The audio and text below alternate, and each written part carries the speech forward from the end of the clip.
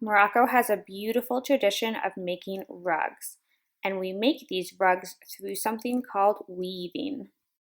You're going to need some paper, some strips of paper, and then a full-size piece of paper, along with scissors and glue.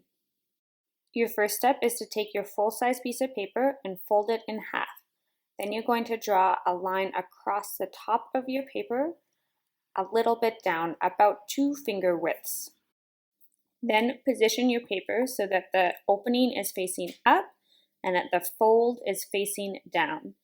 Then you're going to find the middle of the fold and take your scissors and cut all the way up until you stop at the line. Now you should have a pair of pants. Now you're going to take one leg of your pair of pants and find the middle, and then again cut all the way up and stop at the line. Do this again with the other leg of the pair of pants, or the other side. Be sure to stop at the line.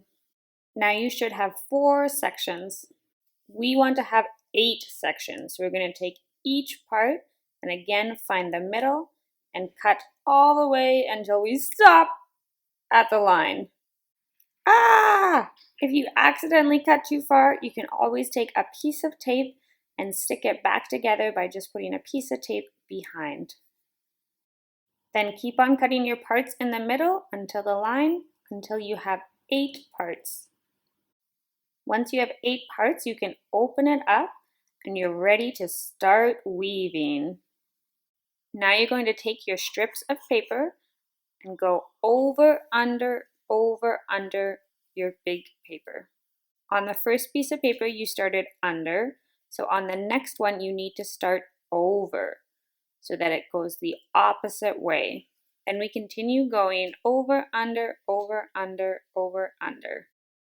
Once we have the strip all the way through, we push it up to the top so it's right underneath our last one. This is what happens if I don't start on the opposite side as the other one. So I start over again and then go over and under. And then once it's all the way through, it doesn't look like a checkered board, but all the colors are going underneath each other. So I make sure I look at the strip of paper above it and do the opposite, and then keep following my pattern of over, under. Once I've put all my strips of paper to the bottom, I should have something that looks like a checkerboard.